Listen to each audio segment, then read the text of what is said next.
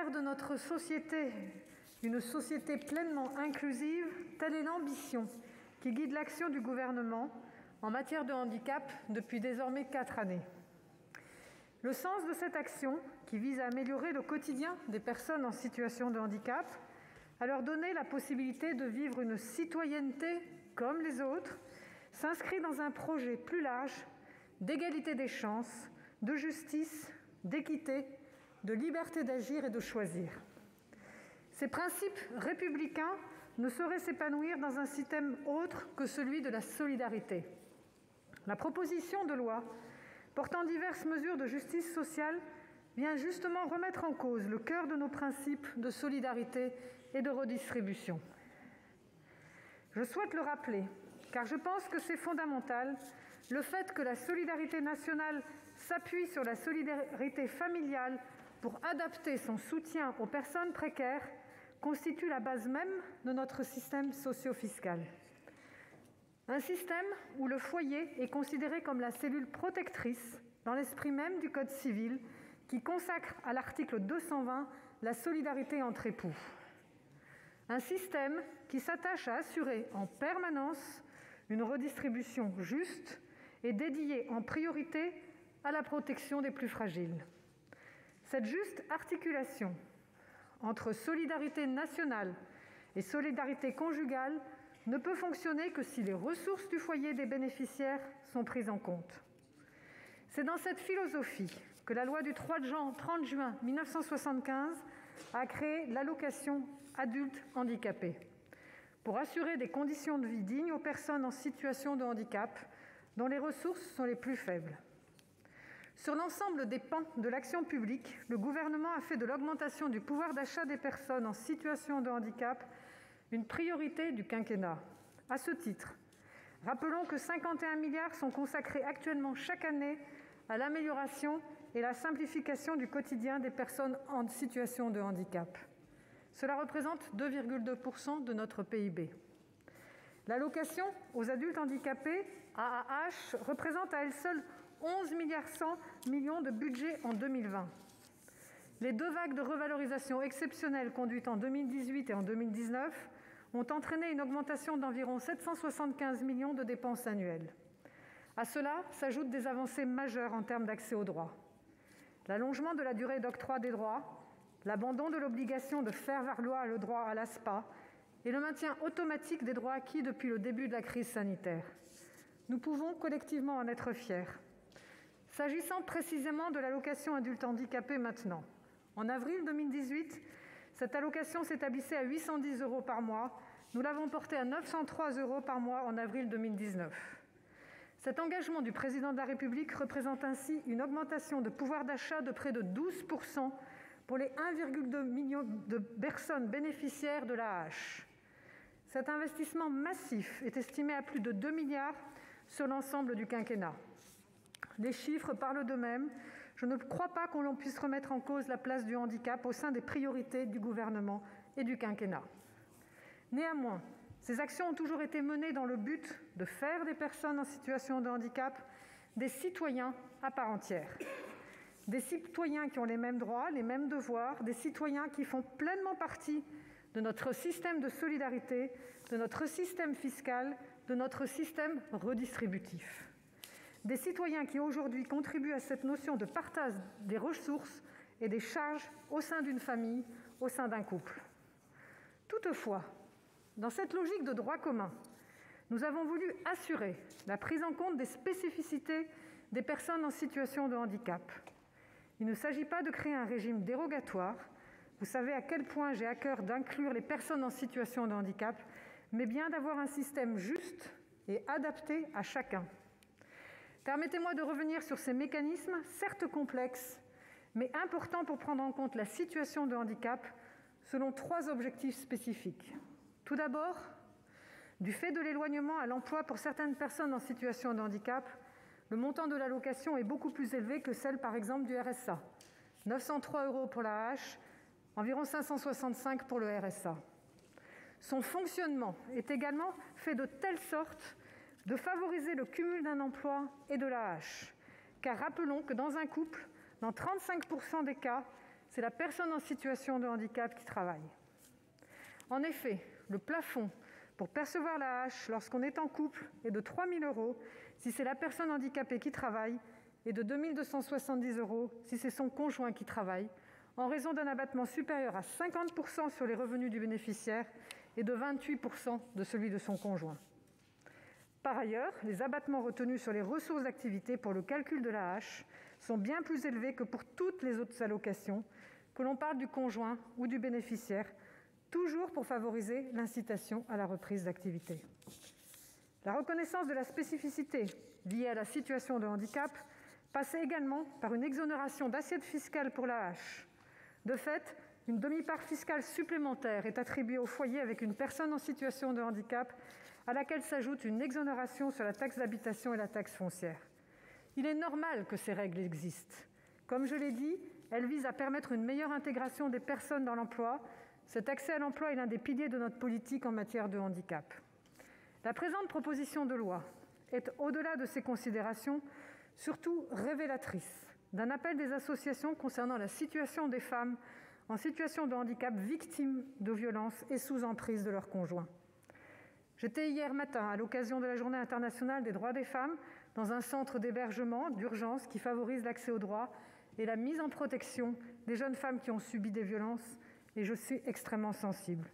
Vous connaissez, Madame la Présidente de la délégation aux droits des femmes, Madame Annick Billon, mon engagement sur ce sujet que j'ai rappelé lors de la table ronde sur les violences faites aux femmes fin 2018, et je sais que nous partageons ce combat. Mais nous devons aller plus loin et donner une réponse concrète et opérationnelle.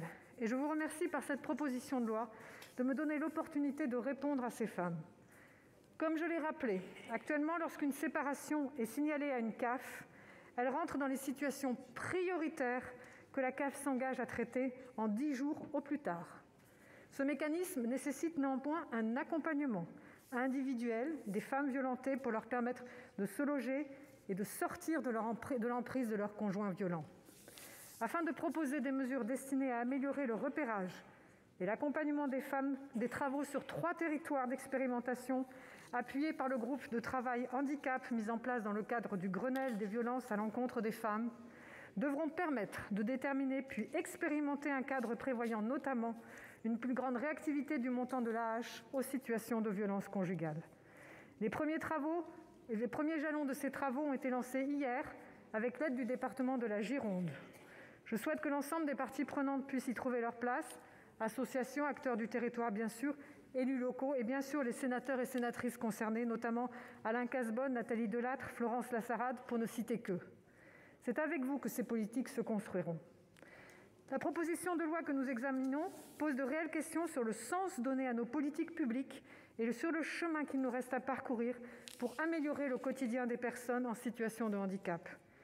Les amendements du rapporteur Mouillet ont permis la correction de l'écriture initiale de la proposition de loi en rétablissant l'existence d'un plafond de ressources, en respect des principes de solidarité pour lesquels nous sommes tous attachés et j'ai pu le mesurer lors de nos échanges.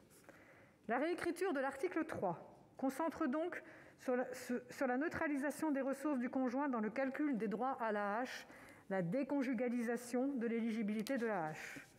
À ceci près qu'en raison des effets négatifs induits par ce mode de calcul, l'article 3 bis crée un nouveau droit d'option pendant 10 ans pour les bénéficiaires actuels à conserver des règles de conjugalisation des ressources.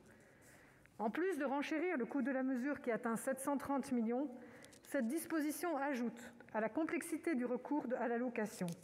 Elle crée pour les personnes une incertitude forte et des difficultés à projeter leur pouvoir d'achat.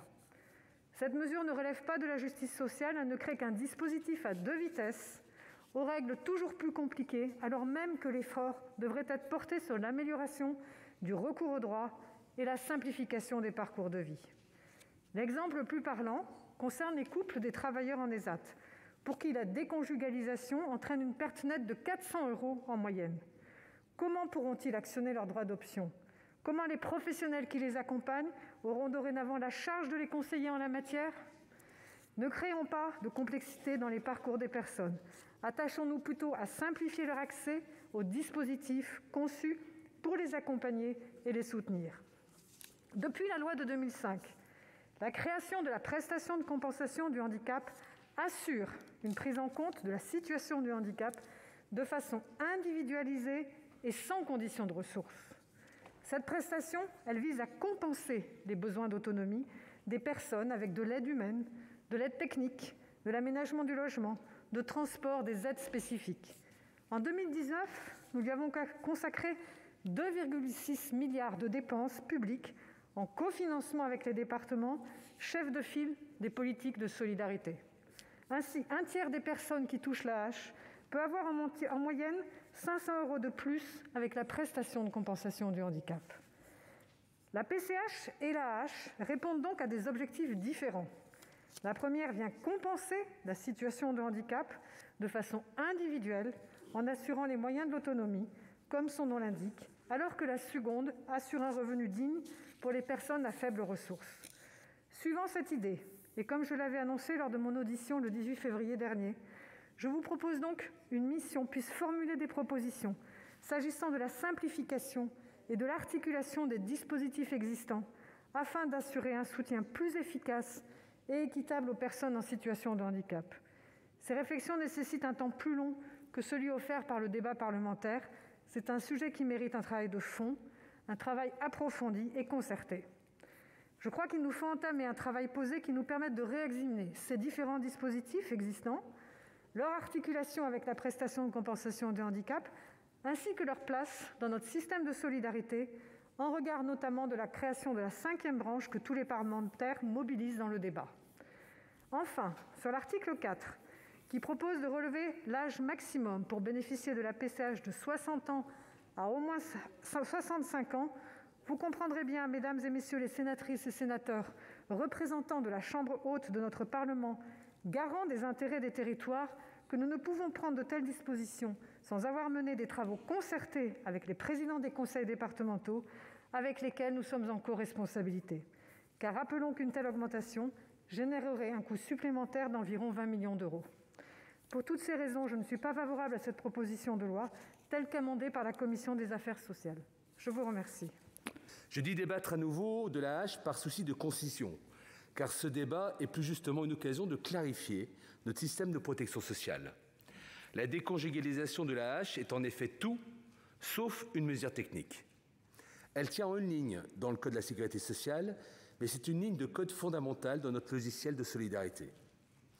En rejetant la proposition de loi analogue de nos collègues du groupe CRCE en octobre 2018, le Sénat n'avait d'ailleurs fait que de défendre une logique d'ensemble, selon laquelle nos prestations sociales prennent en compte la composition d'un foyer donné.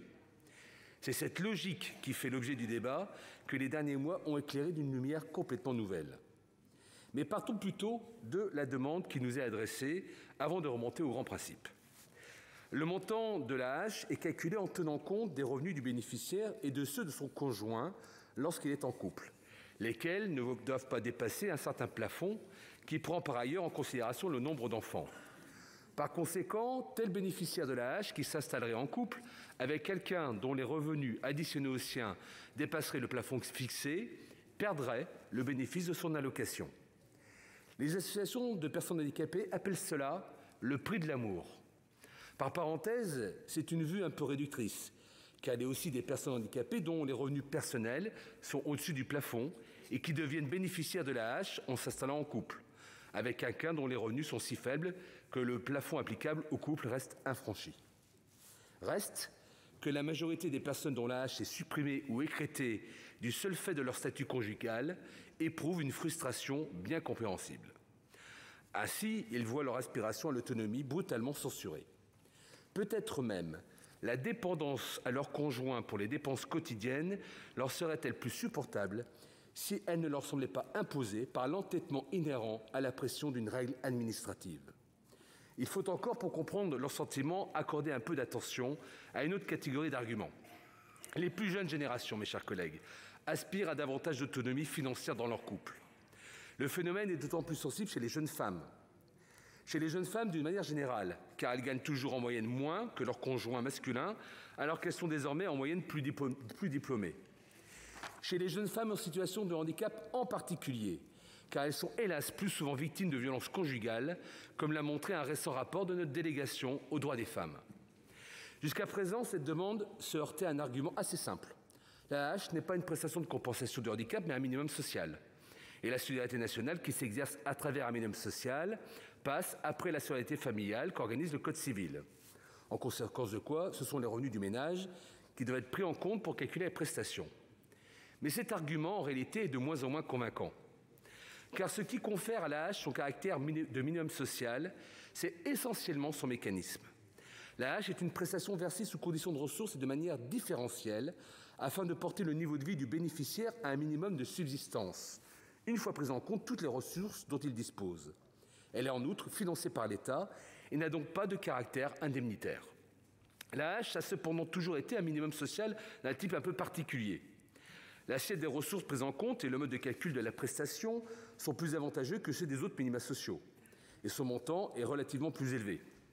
Son montant a surtout été fortement revalorisé à 2 reprises, en 2008 et en 2017, par les présidents Nicolas Sarkozy et Emmanuel Macron. Or, comment justifier de telles augmentations de la seule AAH et non des autres prestations assurant un minimum de subsistance? Si elle est plus généreuse, forcément, l'AAH compense quelque chose. Et quoi, sinon un éloignement de l'emploi imputable au handicap? C'est d'ailleurs le sens des critères exigés des personnes dont le taux d'incapacité est compris entre 50 et 80%. Et si l'AAH compense quelque chose propre à la personne, on ne saurait indexer son montant sur des variables qui lui sont exogènes. La clarification des termes du débat ne pouvait venir que d'une manifestation de volonté politique. Il faut donc souligner celle du président de la République, exprimée lors de la Conférence nationale du handicap de février 2019. Lui-même a retiré l'AAH du chantier relatif au revenu universel d'activité. Une telle décision confirme que l'AAH a moins à voir avec un minimum social qu'avec une prestation de compensation et ouvre ainsi la voie à l'accord de la demande sociale qui nous est faite avec les principes généraux de notre système d'intervention. Cette question réglée, que penser du texte qui nous est transmis? La Commission ne pouvait hélas pas le voter en l'état. D'une part, car il aurait eu, en dépit de son titre, des conséquences injustes. La déconjugalisation ferait certes un grand nombre de ménages gagnants, environ 196 000, mais aussi 44 000 ménages perdants, parmi ceux que j'évoquais tout à l'heure, dont le conjoint valide a peu ou pas de revenus. D'autre part, la rédaction de l'article 3 conduisait à supprimer tous les plafonds de cumul de la prestation avec les ressources personnelles des bénéficiaires, avec pour effet d'attribuer l'AAH à taux plein à tous ceux remplissant les conditions nécessaires. L'adresse en estime d'ailleurs le coût à 20 milliards d'euros. La Commission a par conséquent accepté la déconjugalisation, mais rétabli le plafond de cumul entre les ressources personnelles du bénéficiaire et le montant de la prestation. Et pour éviter de pénaliser 44 000 personnes, elle a aménagé un mécanisme transitoire simple, permettant aux bénéficiaires pendant 10 ans de continuer à percevoir l'AAH selon les modalités de calcul actuelles. Restent des questions que la Commission ne pouvait trancher seule, au détour d'une proposition de loi en cours de navette. D'abord, la cohérence générale des principes n'est certes pas encore totale.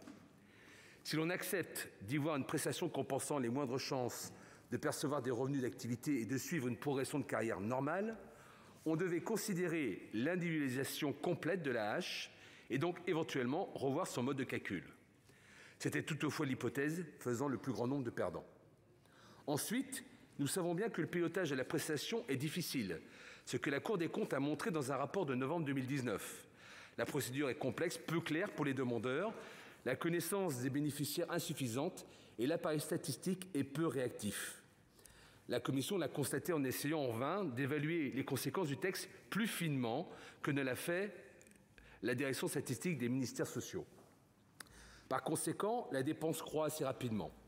Les 560 millions d'euros de la déconjugalisation sont aussi à rapporter aux 11 milliards d'euros que représente l'AAH aujourd'hui, en hausse de 2 milliards d'euros depuis 4 ans.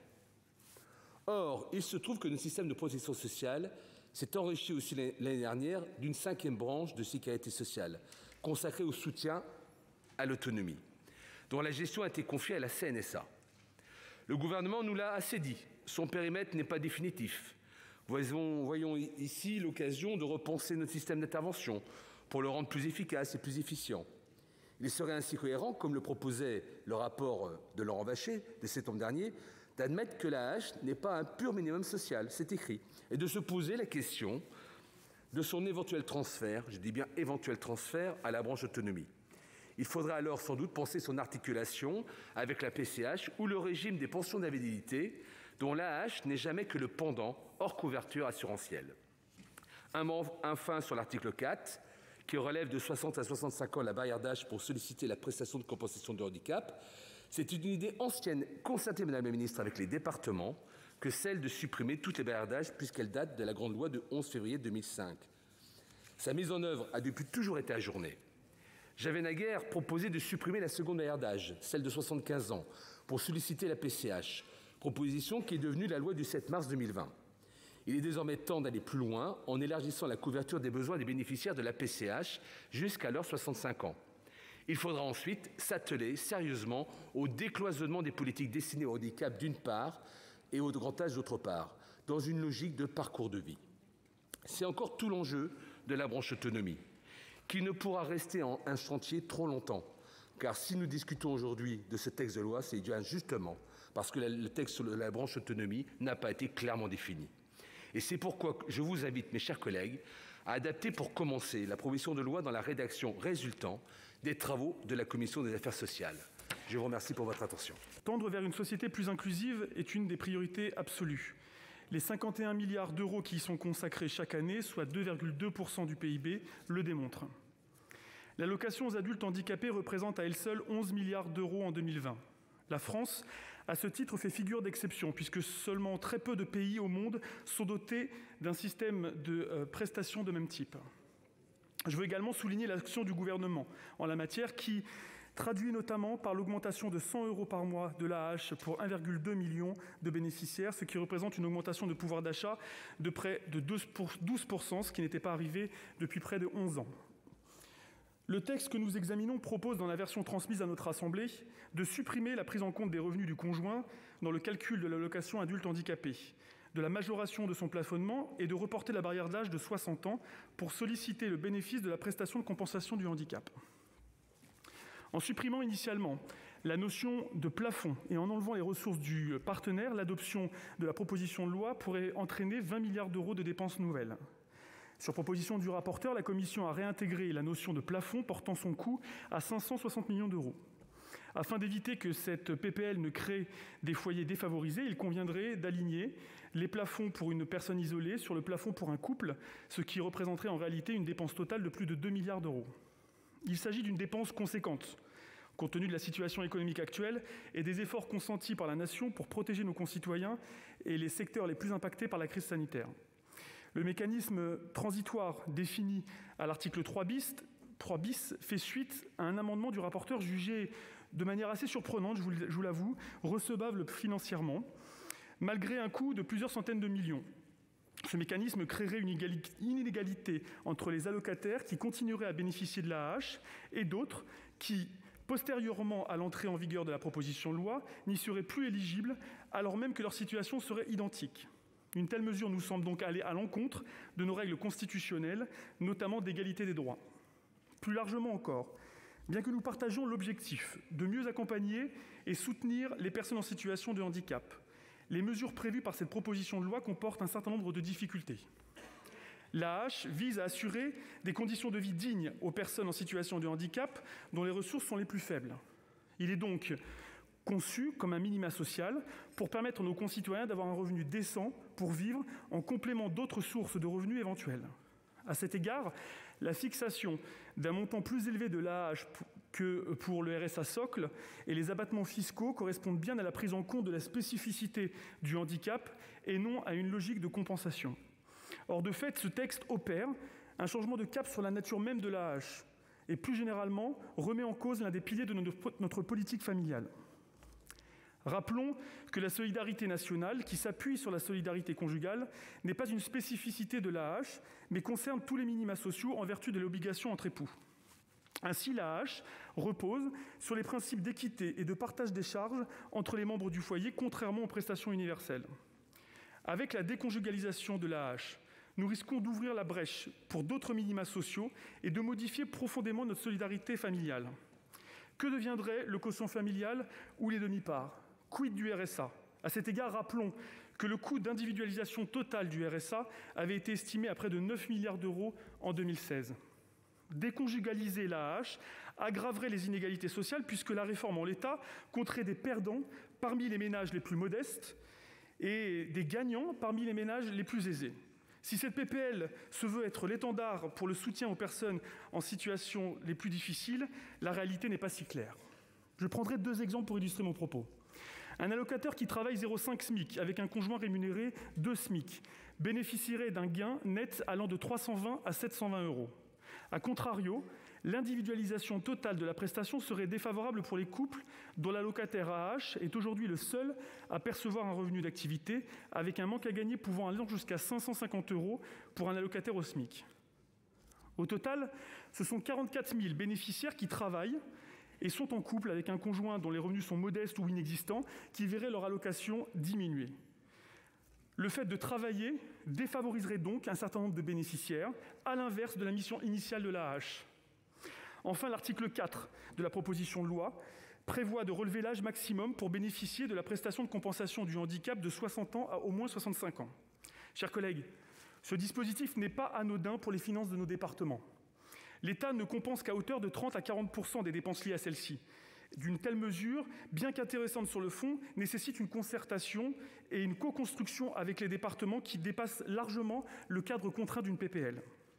Cet âge limite ajouterait même un poids administratif pour les départements par le basculement des bénéficiaires de l'APA vers la PCH et une complexité pour les usagers et leurs aidants, comme cela a été rappelé par la Direction générale de la cohésion sociale. Nous porterons donc un amendement visant à privilégier la réévaluation de cet âge tous les 5 ans par décret, en tenant compte des évolutions démographiques, des besoins de nos concitoyens en situation de handicap et après une nécessaire concertation avec les départements. Le gestionnaire restera ainsi au cœur du processus visant la modification de l'âge limite. Soutenir les personnes en situation de handicap et leur apporter les moyens pour parvenir à l'autonomie est central, mais ne doit pas remettre en cause l'un des piliers de notre politique familiale. Cela ne doit pas non plus créer de nouvelles inégalités, ni exclure les départements du pouvoir décisionnaire en alourdissant leurs charges financières. Pour toutes ces raisons invoquées et en responsabilité, le groupe RDPI, dans sa majorité, votera contre le texte. Notre groupe se félicite d'avoir à nouveau le débat sur l'individualisation de l'allocation adulte handicapé. En effet, notre groupe avait porté en 2018 une proposition de loi visant à ne plus tenir compte des revenus du conjoint dans le calcul de l'AAH.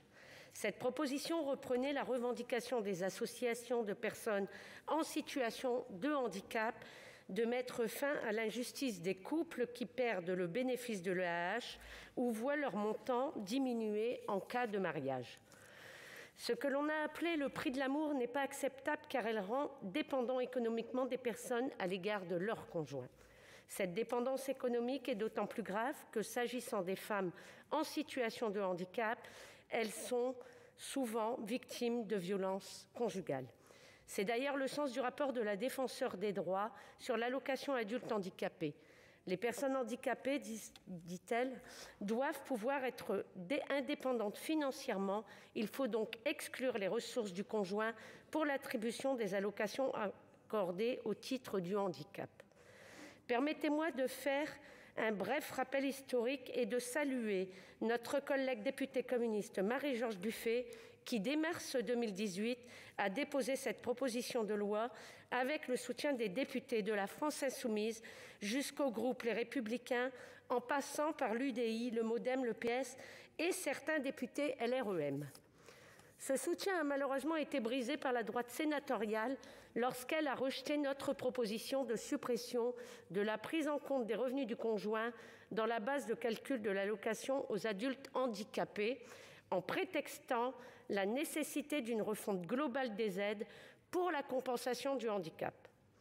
L'adoption de la proposition du groupe Liberté et Territoires en décembre 2019, qui prévoyait la suppression de la prise en compte des revenus du conjoint dans le calcul de l'AAH, étant restée lettre morte au Sénat. Il aura fallu la mobilisation de milliers de personnes pour remettre le métier sur l'ouvrage. Ainsi, la pétition de Mme Véronique Marie-Bernadette Tixier, déposée sur le site du Sénat, a reçu le soutien de plus de 100 000 personnes, ce qui est d'autant plus remarquable que les autres pétitions du site du Sénat plafonnent généralement autour de 200 signatures. C'est le signe d'un soutien large et profond en faveur de ce sujet. Je voudrais saluer le changement de position de la droite sénatoriale qui soutient désormais le principe de l'individualisation de l'AAH. Il s'agit d'une avancée importante pour les familles et les associations. Nous espérons désormais que le consensus politique autour de l'individualisation de l'AAH fera changer d'attitude le gouvernement. L'objectif de l'individualisation des revenus n'est pas une question d'économie ou de cohérence du système d'allocation familiale, mais d'envoyer un message fort aux personnes en situation de handicap et de leur montrer que l'on se soucie de leurs conditions d'existence et de leur dignité. Le gouvernement refusait l'individualisation en invoquant le nombre trop important de perdants du changement du mode de calcul. La suppression des revenus du conjoint dans le calcul de l'AAH va pourtant bénéficier à 196 000 ménages, soit 67 % de l'ensemble des couples bénéficiaires de l'AAH. Dommage que sur la réforme de l'assurance chômage, le gouvernement ne suive pas le même raisonnement alors que le nombre de perdants est estimé autour de 1 million.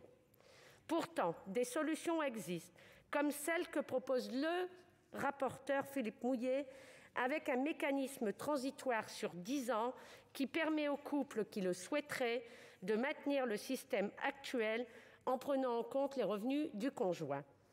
Notre seul regret est que la majorité sénatoriale n'ait pas proposé en 2018 ce mécanisme transitoire pour éviter de faire perdre 3 ans aux nombreuses personnes en situation de handicap. C'est désormais au gouvernement de prendre ses responsabilités et de prendre les mesures qui s'imposent. Individualiser l'AAH, revaloriser le montant des prestations et suppression des barrières d'âge de la prestation de compensation du handicap. À moyen terme, nous refusons le transfert de l'AAH dans la 5e branche de la sécurité sociale, car nous estimons que l'AAH doit être intégrée au régime général de l'assurance maladie au titre du revenu de remplacement sur le modèle de la pension d'invalidité. Nous voterons pour ce texte.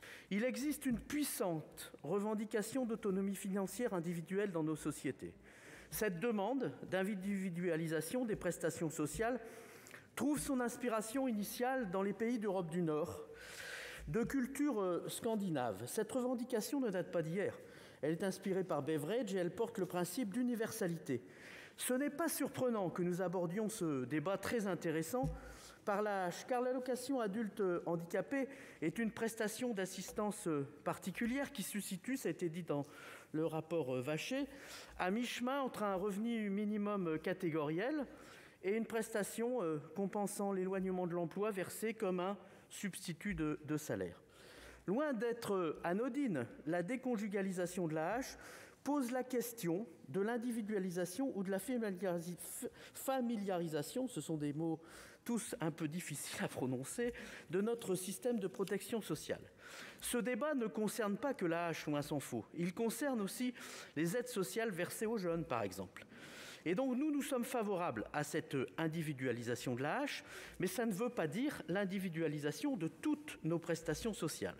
Mes chers collègues, à ce jour, notre système de protection sociale repose sur la contributivité et pas sur l'individualisation des cotisations et des prestations. C'est sur ces principes que notre modèle social s'est construit à la Libération.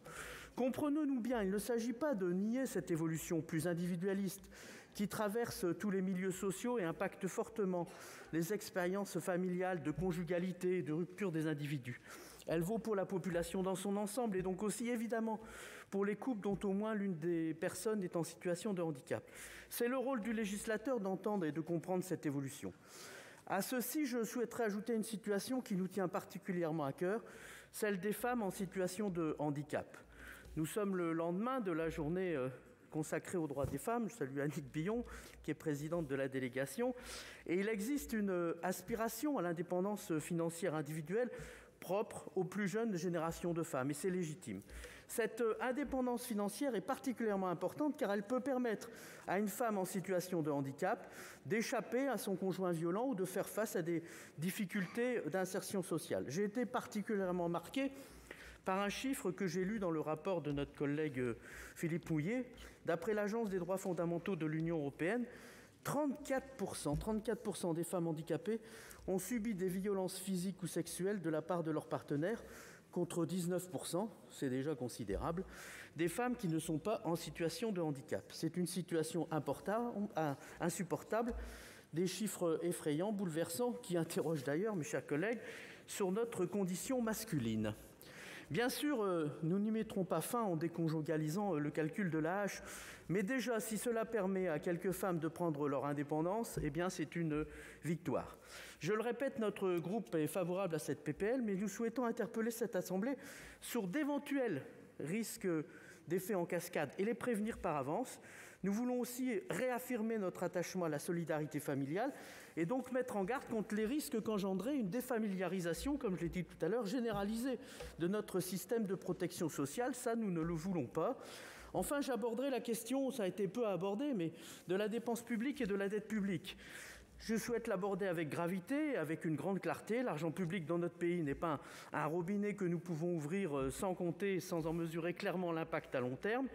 Selon une étude de l'adresse, la mesure votée en l'état par l'Assemblée nationale aurait un coût de 20 milliards d'euros pour nos dépenses publiques. Je trouve d'ailleurs problématique que nos collègues députés aient voté un texte sans mesurer précisément l'impact financier. Ça vaut d'ailleurs pour beaucoup de PPL ou de projets de loi. Le gouvernement a annoncé la semaine dernière que le déficit public devait être de 10% du PIB en 2021. Ce sont plusieurs dizaines de milliards d'euros de dettes que nous allons transmettre aux générations futures. Et si nous voulons éviter une génération sacrifiée, nous devons prendre en compte cette question de la dette publique et donc veiller au niveau de dépenses. Je tiens donc d'autant plus à saluer la décision de modification de l'article 3 qui encadre le principe de plafond du cumul de la prestation avec les ressources personnelles du bénéficiaire et saluer l'esprit de responsabilité de notre rapporteur qui a réussi à circonscrire cette déconjugalisation de l'AAH. Le groupe Union Centriste se félicite enfin du report de 60 ans à 65 ans de la barrière d'âge, au-delà de laquelle il n'est, sauf exception, plus possible de solliciter la PCH. Cette proposition de loi qui arrive quelques mois après la création de la 5e branche nous aura permis d'échanger sur la situation de nos compatriotes les plus fragiles qui vivent une situation de handicap. Je pense que nous devrons saisir à l'avenir l'opportunité ouverte par cette nouvelle branche pour mener un véritable travail de fond d'évaluation de nos politiques à destination des publics porteurs de handicap, en abordant aussi courageusement la question de leur financement. Nos collectivités, notamment les départements, font un travail formidable sur ces questions. Cependant, ils ne disposent pas toujours des moyens financiers et des libertés d'action nécessaires pour agir. Donnons-nous rapidement l'ambition de travailler avec eux à la mise en place d'un nouveau cadre pour nos politiques en faveur du handicap. Tout ceci étant exprimé au nom du groupe UC, notre groupe votera en faveur de cette proposition de loi. Je vous remercie. La discussion générale étant close, nous allons passer à l'examen du texte de la commission. L'article 1er est supprimé. À l'article 2, une demande de parole d'abord de Bernard Jomier. Merci Madame la Présidente. Je souhaitais, au moment où nous entrons dans l'étude des articles portant sur la question de la déconjugalisation, dire quelques mots. Madame la Ministre, la situation n'est pas forcément la plus confortable pour vous, puisque vous venez discuter avec nous d'une PPL qui a été adoptée contre l'avis du gouvernement à l'Assemblée nationale. Nous nous souvenons des conditions de cette adoption, quelques jours après une polémique sur le vote du prolongement du congé lié à la perte d'un enfant, la majorité ne voulant pas passer pour insensible aux questions d'humanité. Aujourd'hui, vous êtes favorable au maintien de la conjugalisation de l'AAH. Ce n'est pas l'avis des associations et des collectifs de personnes en situation de handicap, ce n'est pas l'avis de vos grands partenaires que sont la CNSA ou le Comité national consultatif des personnes handicapées.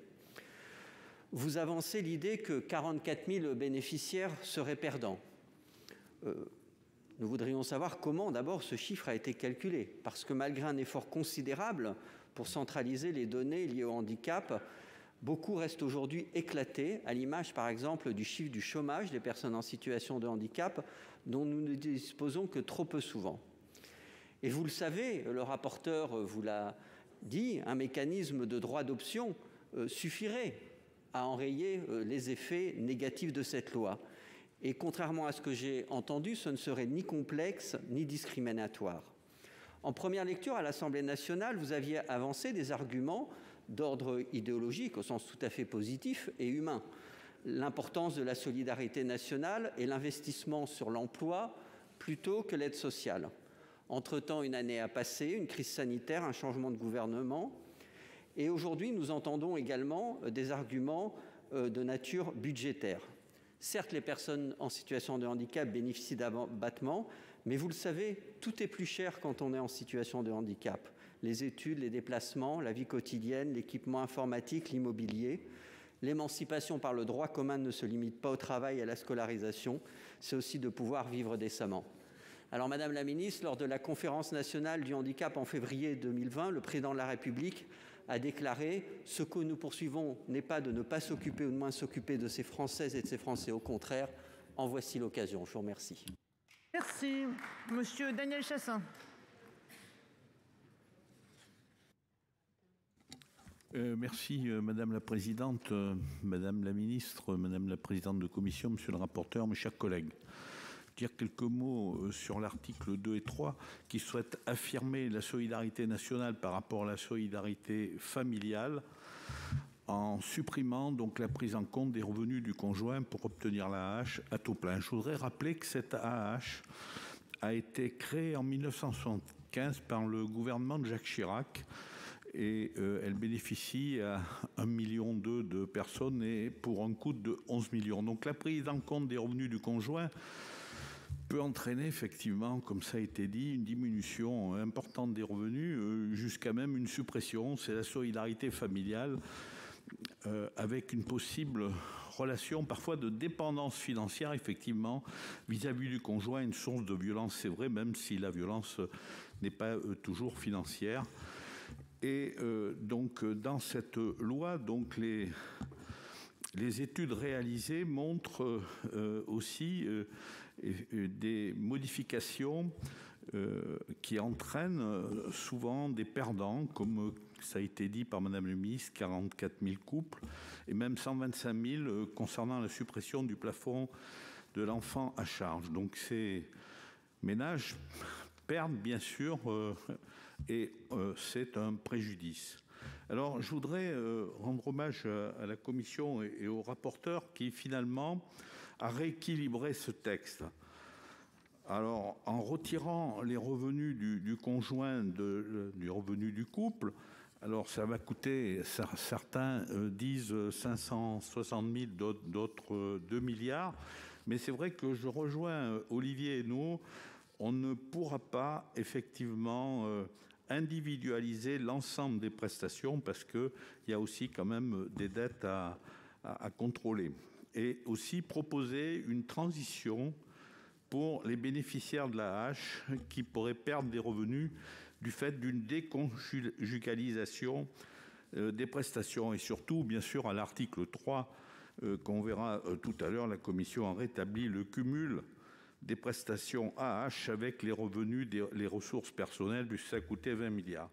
Donc, je rends hommage donc, au rapporteur Philippe Mouillet, qui produit ce texte équilibré. Merci. Je vais mettre aux voix l'article 2. Qui est pour? Qui est contre? Qui s'abstient? Il est adopté. À l'article 3, une demande de parole de M. Michael Vallet. Madame la ministre, je souhaite m'exprimer sur l'amendement que j'ai déposé pour compléter l'article 3 de cette proposition de loi. C'est un amendement qui vise à combler une faille de la proposition de loi dont je soutiens par ailleurs le principe général. Si cette proposition de loi est adoptée, elle mettra fin à l'inégalité qui voyait le bénéficiaire dépendant des revenus de l'époux pour le calcul de l'AAH pendant le mariage, et c'est bien ainsi. Mais on ne peut pas raisonner, mes chers collègues, simplement en considérant l'avant, le pendant et l'après-mariage. Il existe un autre temps qui est celui de la transition entre les séparations de fait d'époux toujours mariés en droit, mais qui sont engagés dans une procédure de divorce, et l'obtention d'un jugement de divorce définitif. Concrètement, de quoi s'agit-il ? Un couple marié décide de se séparer. L'un des deux est bénéficiaire de l'AAH et a moins de revenus que l'autre. Il s'agit quasiment toujours de l'épouse, évidemment. Chacun prend un logement distinct et il passe devant le juge pour obtenir une ordonnance de non-conciliation, situation aujourd'hui on ne peut plus fréquente. Parmi les mesures à la disposition du juge, en cas de disparité de revenus entre époux, figure la pension de secours. C'est un filet de sécurité indispensable et très utilisé. Elle permet au conjoint percevant moins de revenus de ne pas être dépendant durant cette période des revenus de son époux pour traverser cette période transitoire jusqu'au divorce dans les moins mauvaises conditions possibles. Mais le juge se trouve privé de la possibilité pratique d'accorder à l'épouse bénéficiaire de l'AAH la pension de secours à laquelle elle a droit, car cette pension entre dans le calcul de l'AAH, ce qui est assez ubuesque du point de vue de l'usager. L'épouse bénéficiaire de l'AAH qui divorce doit donc quasiment choisir entre demander une pension de secours et continuer à conserver son AAH, alors que cette prestation d'une part et cette allocation d'autre part ne remplissent pas les mêmes fonctions et sont toutes les deux indispensables. L'adoption de l'amendement permettrait à la proposition de loi de produire ses pleins effets pendant toute la durée du mariage. Cela permettrait à une bénéficiaire de l'AAH de ne pas dépendre de son époux dans la période allant de l'ordonnance de non-conciliation au divorce définitif. Or, cette période et les injustices qui peuvent en découler peuvent durer pendant des années. Nous pouvons mettre fin à cette inégalité. L'amendement le permet. Je vous remercie par avance. Merci. Monsieur Vallet, est-ce que je considère que votre amendement est défendu ? Très bien. Quel est l'avis de la commission sur cet amendement ? Alors, cet amendement retire donc de l'assiette des revenus pris en compte pour calculer l'AAH les créances nées des liens du mariage, pension alimentaire, participation aux charges du foyer ou encore prestations compensatoires après un divorce. L'argument peut surprendre. Alors qu'on présentait l'AAH conjugalisée comme un obstacle à la vie en couple, voilà qu'elle apparaît aussi comme un empêchant le divorce. On comprend cependant l'intention de l'auteur qui vise à retirer à l'AAH son caractère subsidiaire à certaines ressources, dont celles qui peuvent naître en cas de divorce du manquement aux obligations qu'un conjoint a envers l'autre. L'idée est que l'AAH devrait être une allocation compensant un état et donc ne pas donner lieu à interférence avec la perception d'autres ressources. Il faudrait toutefois distinguer les logiques de ces différentes créances. La pension versée en application du devoir de secours vise le conjoint qui se retrouverait dans le besoin. La logique étant proche de celle de l'AAH, il n'est pas absurde que les deux prestations ne soient pas cumulables. La prestation compensatoire vise, elle, à compenser la disparité que la rupture du mariage crée dans les conditions de vie respectives, sauf qu'elle n'est en principe pas prise en compte dans le calcul de l'AAH, puisqu'elle n'est pas imposable. Dès lors qu'elle est versée dans les 12 mois suivant le prononcé du divorce, elle peut donc en principe être cumulée avec l'AAH, ce qui satisferait l'amendement. De ce fait, c'est un avis défavorable. Quel est l'avis du Gouvernement sur cet amendement ? Merci Madame la Présidente. Vous demandez que les pensions que pourrait recevoir un bénéficiaire de l'AAH en application du Code civil soient exclues des ressources prises en compte pour le calcul de cette allocation, ce qui aurait pour objet de faciliter les séparations. Tout d'abord, je tiens à signaler que ces pensions peuvent être de nature différente. Elles ne concernent pas seulement les prestations alimentaires, les pensions alimentaires ou les prestations compensatoires entre ex-conjoints, mais aussi les versements effectués par les parents pour venir en aide à leurs enfants. Je pense que je suis, vous le savez, attentive à protéger les droits des personnes en situation de handicap, en particulier des femmes victimes de violences, mais la solution que vous proposez ne me semble pas traiter le problème bien réel de la non-perception des pensions alimentaires ou des prestations compensatoires. Des dispositifs existent. Ils permettent à la CAF de procéder au recouvrement des sommes dues dès leur premier impayé ou encore de verser une allocation de substitution à la pension alimentaire de 115 €. Il nous faut maintenant nous assurer que ces femmes fassent valoir pleinement leurs droits. C'est pourquoi j'ai lancé les travaux portés par des acteurs de terrain afin de pouvoir identifier les leviers réellement opérants pour un accompagnement adapté et le plus protecteur de l'emprise dont elles peuvent faire l'objet. Je suis donc défavorable à votre amendement. Je vais donc mettre aux voix cet amendement qui a reçu un double avis défavorable de la Commission et du Gouvernement. Qui est pour ? Qui est contre ? Qui s'abstient ? Il n'est pas adopté. Je mets aux voix l'article 3. Qui est pour ? Qui est contre ? Qui s'abstient ? Il est adopté. Je mets aux voix l'article 3 bis. Qui est pour ? Qui est contre? Qui s'abstient? Il est adopté. Après l'article 3 bis, un amendement de Madame Meunier. Merci Madame la Présidente. Afin d'éviter le versement sur un compte joint qui pourrait priver la personne en situation de handicap de l'autonomie de gestion de ses ressources, ce qui constitue un facteur de dépendance supplémentaire, il est proposé de rendre obligatoire le versement de l'AAH sur un compte bancaire individuel au nom de l'allocataire. Merci. Quel est l'avis de la commission sur cet amendement? Alors, donc cet amendement oblige la CNAF à verser l'AAH sur le compte bancaire individuel du bénéficiaire. Il s'agit d'éviter qu'une éventuelle dépendance d'un allocataire de l'AAH à son conjoint ne soit accrue par l'impossibilité de disposer à sa guise de son allocation. On comprend les motivations donc, de l'auteur de cet amendement. Toutefois, la CNAF peut déjà verser la prestation sur un compte individuel puisqu'elle verse l'allocation sur le compte que le bénéficiaire aura indiqué. Il n'est sans doute pas opportun d'en faire une obligation. Certains allocataires, d'ailleurs, préfèrent sans doute que l'AAH soit versée sur un compte joint.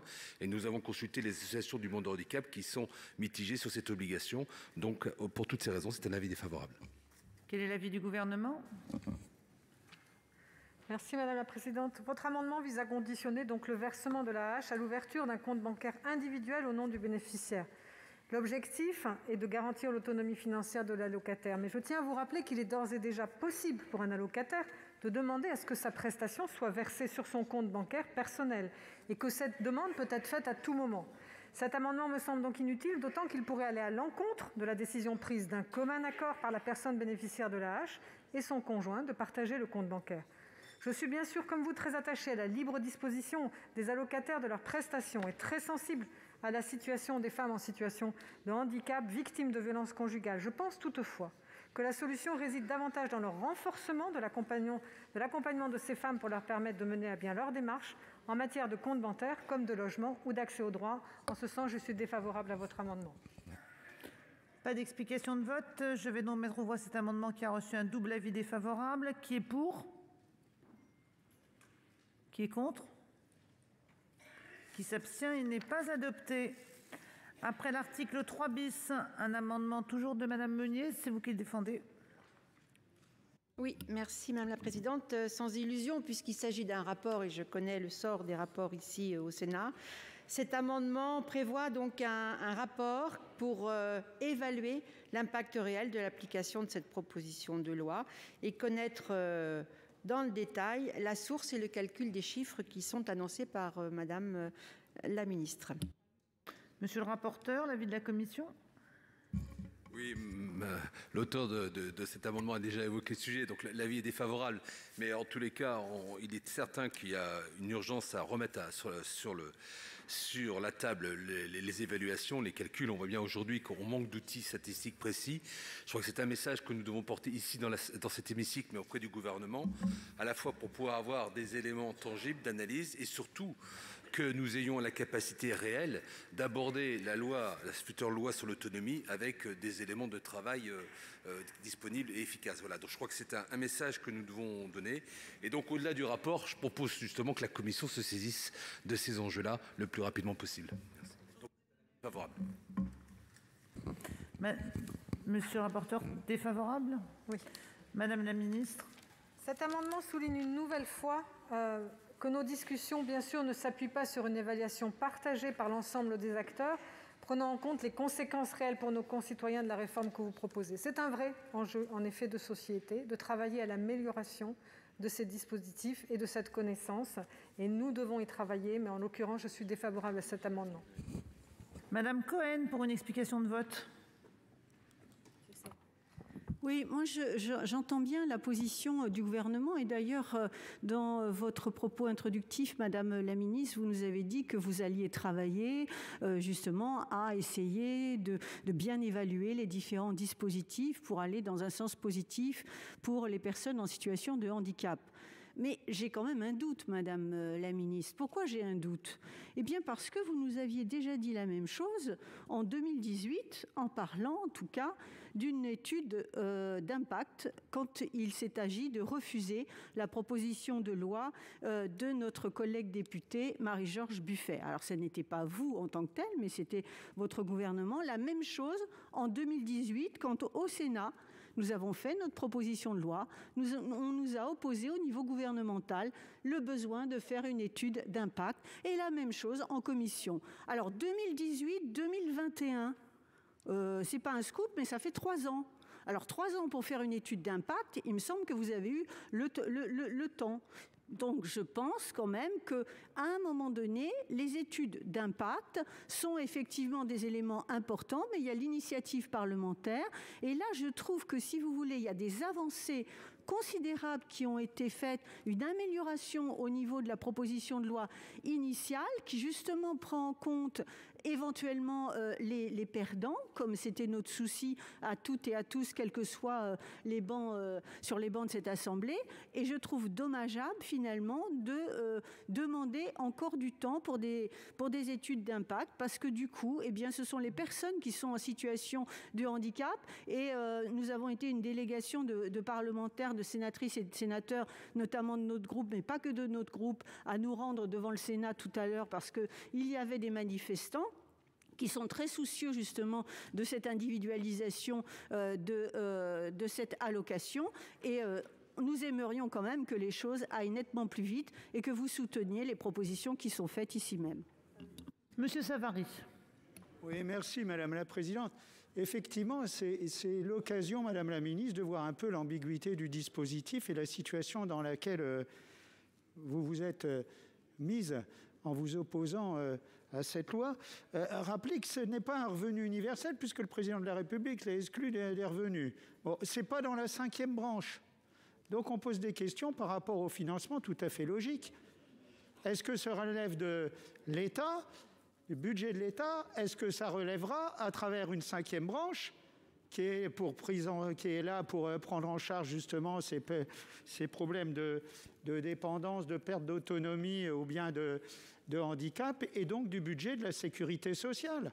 Parce que là, la proposition de loi qui est faite, elle est financée actuellement sur les taxes du tabac. Ça ne va pas durer aussi longtemps que les contributions. On le sait bien. Mais il faudra bien répondre à toutes ces questions.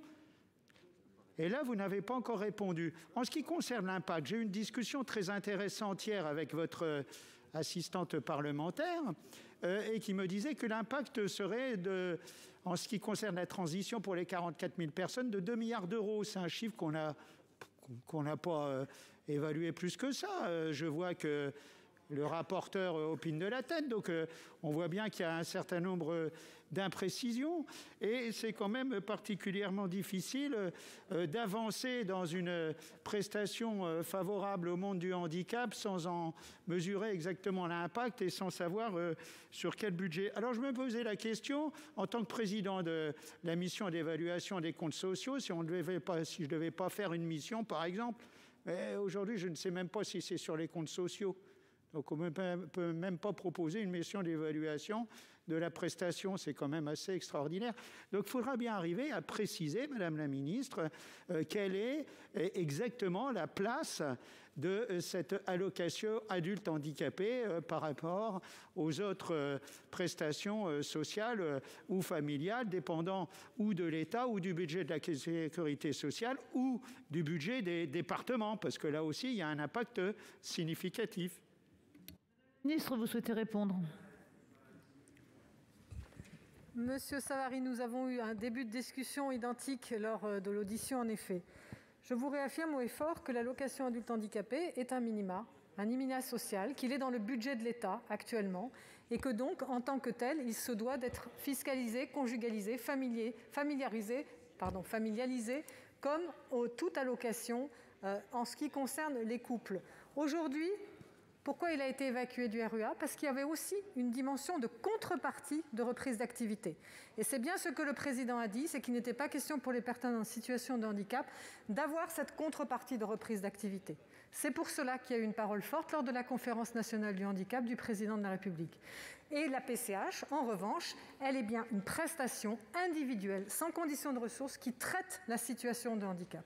Donc j'espère que cela est clarifié. Et pour revenir à Madame la sénatrice, c'est bien pour cela que l'État a remis 25 millions dans les systèmes informatiques des maisons départementales des personnes handicapées pour que nous ayons enfin, je dis bien enfin, car la loi de 2005 n'est pas allée au fond, puisqu'elle a préservé l'autonomie des départements de choisir leur système informatique, et que nous avons perdu 15 ans. Quand le gouvernement est arrivé, nous avons remis 25 millions pour aider justement les départements à avoir un système d'informatique commun pour pouvoir partager les besoins et les moyens mis à disposition des personnes en situation de handicap. Donc nous allons vers du mieux. Nous irons vers du mieux pour évaluer en effet tout ce qui est octroyé et tous les besoins des personnes en situation de handicap. Bien, merci. Je vais mettre aux voix cet amendement qui a reçu un double avis défavorable. Pardon, quelqu'un d'autre? Monsieur le rapporteur. Oui, Madame la Présidente, simplement une précision pour notre collègue Savary. Dans les évaluations extrêmement complexes de ce texte de loi, s'il y en a une qui est à peu près la plus facile, c'est l'impact sur les perdants, puisqu'on les connaît, on connaît les montants qu'ils perçoivent et l'évaluation qui est donnée. Et donc, dans nos travaux, l'impact est de 240 millions d'euros. Donc, c'est très loin des 2 milliards. Et donc, je souhaitais le préciser parce que lorsqu'on ne veut pas d'un sujet, on explique, ou quand on veut montrer que son chien, son chien est malade, on veut le... Voilà. Donc, voilà, on est sur 140 millions d'euros. Merci. Je mets donc aux voix cet amendement qui a reçu un double avis défavorable. Qui est pour? Qui est contre? Il n'est pas adopté. À l'article 4, un amendement numéro 6 de M. Iacovelli.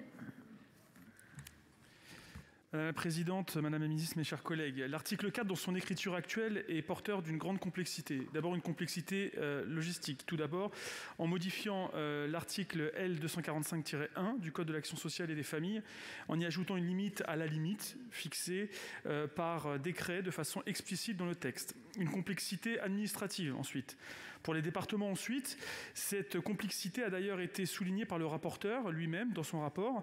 La Direction générale de la cohésion sociale ayant admis que la gestion d'un tel droit d'option représenterait une lourdeur administrative pour les services chargés de l'instruction des prestations, notamment sur les territoires n'ayant pas mis en place la maison départementale de l'autonomie, assurant la gestion conjointe de l'APA et de la PCH. Cette concurrence entre les deux prestations serait également source de complexité pour les usagers et leurs aidants. Et enfin, une complexité financière pour les départements encore, par le coût de l'ajout de cette limite à 65 ans, qui ne serait pas partiellement compensée par l'État et qui coûterait près de 20 millions d'euros. Toutes ces complexités existent et pourtant aucune concertation avec les départements n'a eu lieu, alors même qu'ils sont au premier plan de cette mesure.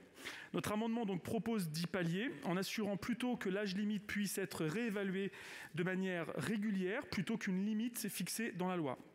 Si tous les 5 ans, l'âge déjà défini n'a pas besoin d'être modifié, alors celui-ci resterait le même.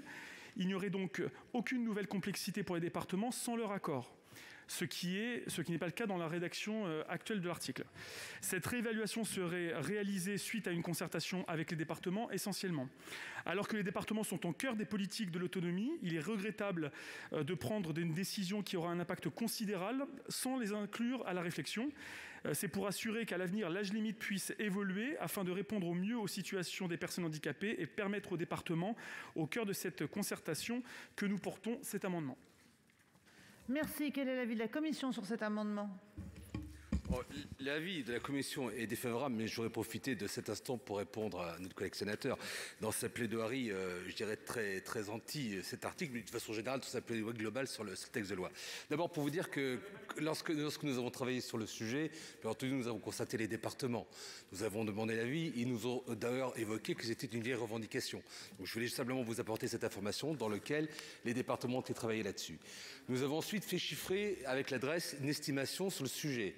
L'estimation qui nous a été donnée a été confortée par les départements, précisant que le coût pouvait être fixé entre 5 et 20 millions d'euros entre les avantages et les inconvénients, c'est-à-dire plus de PCH, mais moins d'APA. Donc je voudrais juste repréciser les chiffres, constater également que les départements.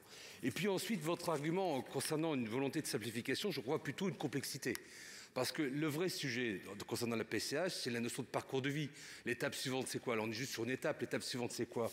C'est justement faire en sorte qu'on prenne en considération les besoins de la personne, quel que soit son âge, et donc on ait cet arbitrage sur l'accompagnement. Donc vous proposez aujourd'hui un système intermédiaire qui viendrait, à mon avis, plutôt rencontrer encore plus de complexité à la situation. Et je crois que là où vous avez en tout cas raison, on se retrouve, c'est l'urgence d'avoir un texte concernant la loi sur l'autonomie pour concerter avec les départements pour la prise en charge des personnes, ce qui est pour moi un point essentiel. Voilà, donc un avis défavorable et quelques précisions à regard de vos propos. Madame la ministre.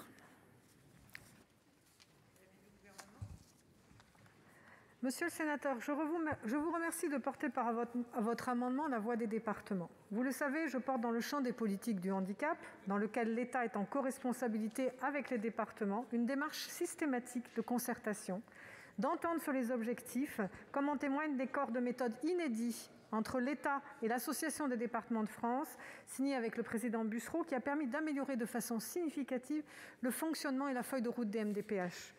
Je regrette donc également cette absence de concertation avec les départements, alors que la mesure adoptée représente à la fois une charge financière nouvelle et une source importante de complexité pour les usagers, leurs familles et les services chargés de les orienter dans les démarches.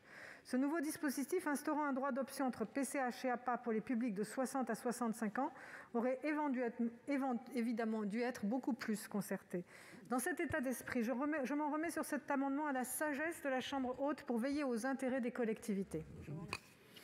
Je vais donc mettre aux voix cet amendement, mais pas avant d'avoir passé la parole à René-Paul Savary. Oui, merci. Moi, je crois qu'on est tous défenseurs de nos territoires, défenseurs des départements, pas plus les uns que les autres. Et ce qui nous intéresse, c'est de replacer la personne handicapée au sein du dispositif, quel que soit celui qui paye les prestations. C'est un sujet très intéressant. Mais je pense que même de passer l'âge à 60, 65 ans, quand vous êtes d'une PCH, vous allez vers la dépendance par le biais de l'APA. Je crois qu'une barrière d'âge, c'est toujours une barrière. Et la personne, elle est identique. La veille de son anniversaire, elle a le même handicap. Et puis le lendemain, ça devient une dépendance. Et elle va sortir de prestation. Non, ce n'est pas concevable. Il faut vraiment trouver, Madame la Ministre, une meilleure articulation à ce type de prestations. Il faut se simplifier la vie et simplifier la vie, surtout, de ces personnes en situation de dépendance. Avec les moyens numériques maintenant, il y a véritablement, c'est les mêmes demandes. Quel est le foyer, où vous habitez, vos revenus, vos ci, vos ça, etc. Il y a un panel administratif, et en France, on sait faire quand même. Bon, il y a un panel administratif extraordinaire, c'est le même. C'est le même et on doit pouvoir passer d'une prestation à l'autre sans avoir de barrière. C'est l'occasion justement de travailler sur un rapprochement, non pas une concurrence entre les deux instructions de prestation, mais un rapprochement de cette instruction de façon à rendre encore un meilleur service. Alors savoir, les concertations sont au courant, les départements sont au courant de cette prestation. On ne peut pas dire qu'il n'y a pas eu concertation. Mais si vous les interrogez individuellement, il y en a qui vont être favorables, il y en a qui vont dire non, je ne suis pas tout à fait mûr, etc. Mais ce qui est important, qu'il y ait une maison ou pas de l'autonomie, c'est d'aller vers un rapprochement de ce type de prestations en ce qui concerne l'instruction. Et on pourrait penser qu'il y a un choix. Même s'il y a double instruction, ce sont les mêmes éléments. Après, on arrivera avec les moyens digitaux à savoir quelle est la réponse financière à l'une ou l'autre des prestations. Donc je crois que la formule n'est pas encore idéale, mais elle doit contribuer à la réflexion pour aller vers une amélioration du dispositif, surtout. Ok, Monsieur Chassaing. Madame la Présidente, Madame la Ministre, le Président, mes chers collègues, l'article 4 se propose de relever la barrière d'âge pour solliciter la PCH. Cela améliorera la couverture des besoins des personnes de plus de 60 ans éligibles à l'APA pour la porter à 65 ans, mais je suis d'accord avec ce que vient de dire M. Savary pour essayer d'avoir un rapprochement entre les deux. La PCH est une aide versée par le département, comme l'APA, qui permet de rembourser les dépenses liées à la perte d'autonomie. Il y a 5 aides humaines, techniques, logement, transport, aides spécifiques. Je rappelle qu'après 60 ans, la PCH ne pouvait pas être réclamée, sauf si le handicap existait avant 60 ans. Et dans ce cas, la demande pouvait être portée jusqu'à 75 ans. C'est vrai que c'est complexe. Donc la loi du 11 février 2005 prévoyait déjà, c'est vrai, dans un délai de 5 ans, de faire évoluer la barrière d'âge. Donc la PCH, il faut dire, elle est quand même a priori plus avantageuse que l'APA.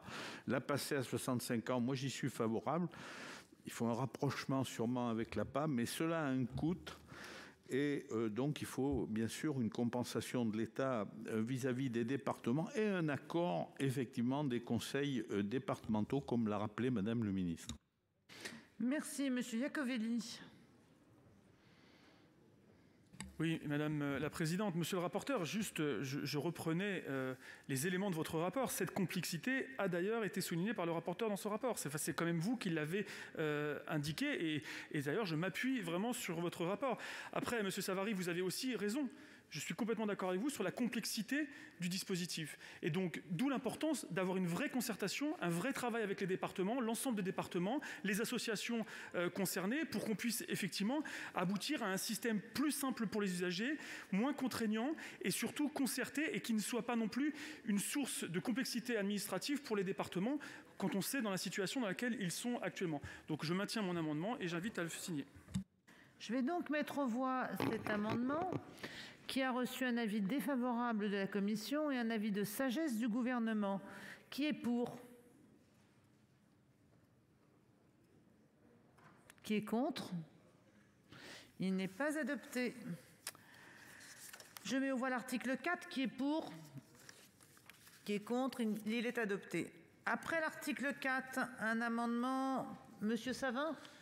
Merci Madame la Présidente, Madame la Ministre, Monsieur le rapporteur. Cet amendement vise à exclure les primes versées par l'État aux sportifs de l'équipe de France médaillés aux Jeux paralympiques du calcul du plafond de ressources d'attribution des différentes prestations sociales qui sont versées aux personnes en situation de handicap. L'allocation aux adultes handicapés, prestations de compensation, handicap et forfait journalier en cas de séjour dans un établissement médico-social. Par ailleurs, cet amendement vient également exclure les aides ponctuelles attribuées par l'Agence nationale du sport du calcul du plafond de ressources d'attribution de l'AAH. Dans le cadre du soutien aux sportifs de haut niveau, l'Agence nationale verse donc des aides ciblées à certains sportifs pour contribuer à leur préparation sportive et soutenir leurs performances, notamment dans la perspective des Jeux paralympiques. Or, certains bénéficiaires de ces aides se voient privés de l'AAH dès lors qu'ils bénéficient de ces aides ponctuelles. Merci. Quel est l'avis de la commission sur cet amendement 3 ? Madame la Présidente, la Commission a émis un avis favorable. Cet amendement retire les primes de performance des sportifs paralympiques de l'assiette des ressources prises en compte pour le calcul de l'AAH. Ces dispositions se contentent de codifier plus précisément l'intention du législateur figurant à l'article 90 du collectif budgétaire pour 2012, qui disposait que ces primes sont exclues des revenus pris en compte pour l'attribution des prestations en espèces ou en nature versées aux personnes du fait de leur handicap. L'amendement ajoute toutefois un élément nouveau en disposant que les aides ponctuelles de l'Agence nationale du sport sont elles aussi exclues de la base de calcul de l'AAH. L'article 40 empêchant de faire de même pour les autres dispositifs que sont le PCH ou les forfaits journaliers, mais en tous les cas, concernant l'AAH, cet amendement correspond à notre motivation. Donc c'est un avis favorable. Merci. Quel est l'avis du gouvernement ? Le gouvernement salue les compétences et le rôle modèle en effet des athlètes paralympiques qui donnent à voir les situations de handicap sous un angle différent pour l'ensemble de nos concitoyens. Il n'est cependant pas envisagé de permettre l'exclusion de ces primes et aides ponctuelles des ressources prises en compte pour le calcul de l'AAH ou des autres prestations. C'est une question d'équité de traitement entre les bénéficiaires dans la prise en compte de leurs revenus, qu'ils soient issus de leur exploit sportif ou d'autres activités. Je suis donc défavorable à cet amendement. Bien. Y a-t-il des explications de vote sur cet amendement ? Monsieur Savin, vous souhaitez reprendre la parole ? Non, juste pour expliquer à Madame la Ministre, aujourd'hui, les ressources des personnes handicapées au niveau de l'AAH, ce n'est pas des ressources qui sont mirobolantes. Et c'est vrai que l'effort qui est fait aujourd'hui par l'agence et voulu par le gouvernement de soutenir les athlètes qui préparent les Jeux paralympiques, il est quand même regrettable que le fait de pouvoir soutenir, comme c'est le cas pour les athlètes valides, les athlètes paralympiques, et qu'ils soient pénalisés, c'est que chaque fois que ça va dépasser le montant de l'AAH, c'est des ressources qui vont venir en déduction, et je trouve que c'est vraiment regrettable en direction d'un public qui déjà connaît beaucoup de difficultés, le fait de l'accompagner est aujourd'hui pénalisant, donc c'est vraiment dommage la position du gouvernement. Je vais donc mettre aux voix cet amendement 3 qui a reçu un avis favorable de la commission et défavorable du gouvernement. Qui est pour ? Qui est contre ? Qui s'abstient ? Il est adopté. Nous allons maintenant mettre... Non, c'est bon. Article 5 est supprimé. Je mets aux voix l'article 6. Qui est pour ? Qui est contre ? Qui s'abstient ? Il est adopté. Je vais mettre aux voix l'ensemble de la proposition de loi. Y a-t-il des demandes d'explication de vote ? Madame Lubin, Madame Apourceau-Poly. Madame Lubin, allez-y. Madame la ministre, le handicap ne se partage pas. Aujourd'hui, pour la plupart, pour les personnes concernées, c'est la triple peine. Je suis handicapée, je ne peux pas travailler et je ne peux pas percevoir une allocation à laquelle je pourrais éventuellement avoir droit parce que la personne avec qui je vis perçoit un revenu qui m'interdit finalement de percevoir cette allocation et un revenu qui n'est pas, somme toute, mirobolant. Autant nous comprenons et nous sommes même tout à fait d'accord pour qu'un certain nombre de prestations dépendent du revenu, soit même des allocations différentielles. Autant celle-ci, il faut vraiment qu'on évolue dessus parce qu'elle est liée à un état de fait. Je vais attendre que M. Patriat ait terminé, si j'ai le temps, voilà. Autant elle dépend d'un état de fait à laquelle la personne ne peut strictement rien. Tout cela, Madame la Ministre, nous ne vous l'apprenons pas parce que vous êtes pleinement investie dans votre mission. Vous le savez pertinemment. Vous avez évoqué un certain nombre de sujets, dont la situation financière des départements. C'est une évidence. Mais quand on parle de la situation financière des départements, on parle des allocations individuelles en général, où l'État ne respecte pas sa parole, et ce, depuis que ça a été mis en place, et quels que soient les gouvernements. Donc c'est quelque chose qu'il faut revoir dans son intégralité, pour toutes les allocations individuelles. Et sur ce sujet-là, toutes les personnes handicapées qui se sont mobilisées sont aujourd'hui en attente. Elles ont un espoir qui est considérable entre le vote qui a déjà eu lieu à l'Assemblée et le vote qui interviendra maintenant. Donc, moi je suis persuadée, nous sommes persuadés que vous en êtes parfaitement consciente. Et vraiment, il faudrait que nous ayons avancé avant la fin de ce quinquennat, mais pas avancer sur des rapports, c'est trouver les financements, parce que je suis à peu près persuadée que même au gouvernement, tout le monde comprend le bien fondé de ces propositions de loi. La parole est maintenant à Madame Pour-Sopoli. Oui, merci Madame la Présidente. J'avais l'occasion de le rappeler tout à l'heure et ma collègue Laurence Cohen a dit la même chose. Mars 2018, Marie-Georges Buffet, députée communiste, dépose une proposition de loi transpartisane votée à l'Assemblée nationale. Le 24 octobre 2018, nous déposons la même proposition de loi. Le groupe CRCE, communiste et républicain écologiste, nous la dénonçons dans cet hémicycle. Elle n'est pas votée. Je n'ose imaginer, et nous n'osons imaginer, que vous n'avez pas voté cette proposition de loi, mes chers collègues, parce que nous sommes communistes et parce que quand les communistes déposent une proposition de loi dans cet hémicycle, elle n'est pas votée. Je ne peux pas penser ça de vous. Aujourd'hui,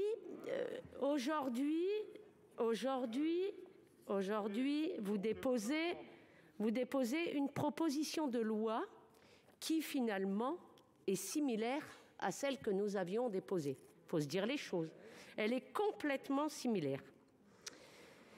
Nous ne sommes pas comme vous, nous ne sommes pas sur des dogmes, mais nous allons voter cette proposition de loi. Parce que ce qui importe pour nous, c'est ce que les gens nous ont dit tout à l'heure dans la rue, lorsqu'avec ma collègue Laurence Cohen, Céline Brulin et les membres de notre groupe, nous sommes allés devant la porte du Sénat voir ces associations, et que ces associations nous ont dit « Nous espérons que nous allons voter cette proposition de loi parce que nous avons perdu assez de temps. » Alors oui, nous avons perdu assez de temps. Et je regrette que nous ayons perdu d'ailleurs 2 ans et demi, puisque celle-ci aurait pu être adoptée 2 ans et demi. Mais comme dit un ami à moi, le passé est un œuf cassé, le présent est un œuf qui couve. Donc, pour rappel, la hache est de 900,70 € par mois. Faut-il le rappeler? Non, personne ne l'a dit. Tout le monde sait que c'est très peu.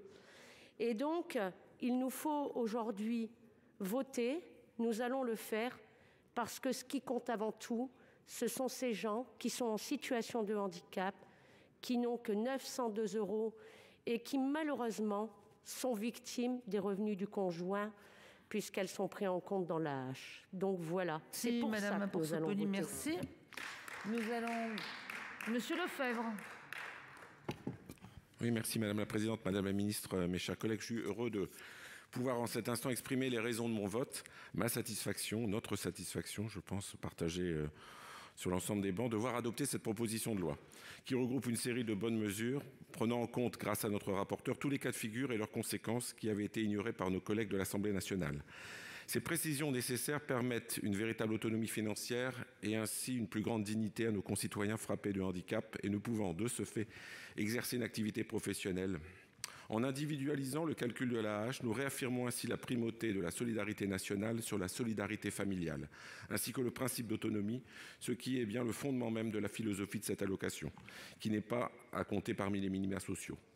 15 ans, presque jour pour jour après l'adoption de la grande loi sur le handicap, le 11 février 2005, comme cela a déjà été rappelé, l'adoption de ces mesures de justice sociale concrètes était attendue par les associations et nos concitoyens. J'en profite par extension pour saluer la décision de ne pas diluer l'AAH dans le futur revenu universel d'activité, comme cela a été craint par beaucoup et j'en faisais partie.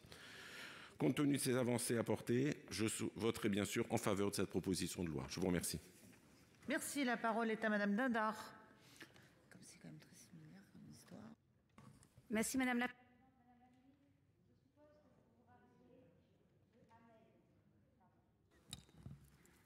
Présidente, merci. Madame la Ministre, je crois en votre action en faveur des porteurs de handicap. Vous êtes venue à La Réunion, vous avez visité un certain nombre de structures, la MDPH, mais aussi les associations. Je vous ai entendu dans toutes vos interventions et je sais que vous avez agi, que vous agirez encore en faveur des personnes porteuses de handicap. Je connais votre implication et je suis persuadée que vous êtes favorable à cette proposition de loi qui a été présentée aujourd'hui par notre collègue. Et je voudrais remercier le travail qui a été fait par le rapporteur et puis l'ensemble de la Commission des affaires sociales. Vous vous rappelez certainement avoir croisé ici même Ahmed, ce jeune porteur de handicap qui était donc en stage ici. Et tout naturellement, il partage sa vie avec une personne porteuse de handicap. Il vous a fait part de cette situation et il vous a dit « Moi, je ne suis pas un homme qui va prendre les revenus de ma conjointe, mais je connais beaucoup d'hommes qui le feraient. » Et cette situation va laisser surtout les femmes en situation de grande précarité. Je suis de celles qui ne croient absolument pas que la AAH est un revenu minimum et qu'il y ait des plafonds. Je suis donc pour la désolidarisation, de la prise en compte des revenus du conjoint ou de tout autre pour la prise en compte de cette allocation en faveur des personnes de handicap. Soyez donc, Madame la Ministre, encore cette ministre qui aide ceux qui ont vraiment besoin d'un autre regard sur leur handicap, parce qu'effectivement, chacun porte son handicap. C'est pour ça que je serai favorable, plus que favorable, à ce que cette PPL soit votée à l'unanimité dans cette enceinte de l'Assemblée des... Merci. Il n'y a pas d'autres demandes d'explication de vote. Madame la Ministre, vous souhaitez vous exprimer? Merci Madame la Présidente. Oui, depuis 4 ans, je me bats pour les droits des personnes en situation de handicap. Et permettez-moi de rappeler juste quelques droits nouveaux que nous leur avons ouverts. Le droit de vote pour les majeurs protégés sous tutelle, pour les remettre comme citoyens à part entière. Le droit à vie, pour justement qu'ils n'aient plus à prouver leur état de handicap en permanence. Les droits à la parentalité, puisque les personnes en situation de handicap, depuis le début de l'année, peuvent avoir 900 € dès la naissance d'un enfant en situation de handicap, plus 1 200 € d'aide technique. Voilà des droits réels. Pourquoi? Parce que je pense que ce sont des citoyens à part entière. Et les faire sortir aujourd'hui du droit commun, de la fiscalisation des revenus, les fait justement ne plus être des citoyens à part entière. On ne peut pas en même temps demander d'être dans le droit commun et avoir des dérogations permanentes. Je préfère les soutenir justement en travaillant sur tout l'accompagnement nécessaire et suffisant avec justement les départements, et c'est ce que nous faisons, en transformant l'accompagnement, en créant le droit au logement grâce à l'aide à la vie partagée. Je vous rappelle, 8 000 € financés par la CNSA à 80% pour les départements qui nous rejoignent. Donc voilà une politique efficace d'accompagnement qui soutient la pleine citoyenneté des personnes en situation de handicap. Cessons de les regarder à travers le handicap, regardons-les comme la citoyenneté. Et pour autant, ils sont vraiment, c'est ce qu'ils nous demandent aujourd'hui. Donc c'est pour cela que je suis défavorable à votre texte en l'état. En revanche, je suis extrêmement favorable à travailler, bien sûr, avec les départements, dans un cadre pour faire cesser justement ces silos et ces limites d'âge, parce qu'il nous faut travailler sur le parcours et sécuriser les parcours des personnes en situation de handicap. Bien, je vais mettre aux voix cette proposition de loi portant diverses mesures de justice sociale. Qui est pour? Qui est contre? Qui s'abstient? Elle est donc adoptée. Madame la présidente Catherine Deroche, vous souhaitez prendre la parole? Oui, merci Madame la Présidente. D'abord, vous remercier Madame la Ministre, et même si nous savions que nous ne serions pas d'accord sur cette proposition de loi, saluer en effet l'action que vous menez depuis maintenant plusieurs années au profit des personnes en situation de handicap. Nous la reconnaissons et nous sommes souvent d'accord avec vous sur beaucoup de points. Cette proposition de loi, elle est venue en effet dans un contexte tout à fait inédit, qui est celui des pétitions instituées par le président Larcher il y a maintenant un an, sur lequel nous allons faire une évaluation. Pascal Gruny est en charge de cette évaluation. Mais je voulais remercier Philippe Mouiller qui a trouvé le bon équilibre entre un texte, et ça c'est une réponse un peu à nos collègues du groupe communiste. Nous n'avons pas repris le texte en l'état. Pourquoi? Parce qu'il y avait un coût important et il avait des effets pervers qui étaient ceux en effet de faire des perdants. Donc le texte a été retravaillé. Il a, à mon sens, trouvé un bon équilibre. Donc j'en remercie beaucoup Philippe Mouiller, tous ceux qui soutiennent ce texte et bien évidemment nos administrateurs, dont Alexis qui a travaillé sur ce texte. Je vous remercie. Merci.